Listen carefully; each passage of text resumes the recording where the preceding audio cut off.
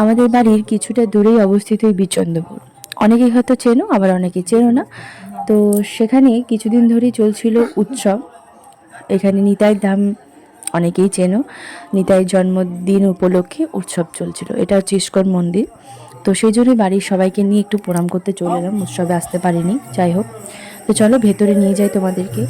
আরও বিশেষ একটা কারণেও আসা, তো সেটা তোমাদেরকে পরে বলছি। তো এখানে এসে তো মন মোহিত হয়ে গেল। এখানে এসে বসে আর মনে হচ্ছে না এখান থেকে যাই। সত্যি কথা বলতে এখানে যদি আমাদের বাড়ি হতো, সন্ধ্যাবেলায় এসে সন্ধ্যা আরতি দেখা আর এই নাম সংকীর্তন শুনতাম। এখান থেকে যেতে ইচ্ছা করছে না, কি বলবো তোমাদেরকে। এরপর চলে গেলাম আমরা নিতাই বাড়িতে। তোমাদেরকে যে বিশেষ কারণটা বলছিলাম, বিশেষ কারণ এখানে আসা, প্রণাম করতে আসা তো একটা কারণই ছিল। তারপরে কি কারণ হচ্ছে এই দুই বান্ধবী একসাথে মিলনের জন্য। অনেকদিন পর দুই বান্ধবীর দেখা, এই দেখা করতে আসাটা একটা বিশেষ কারণ ছিল। খুব অল্প সময়ের জন্য আমাদের দেখা হয়েছে, মনটা তো মানছিল না, চলে আসতে হলো।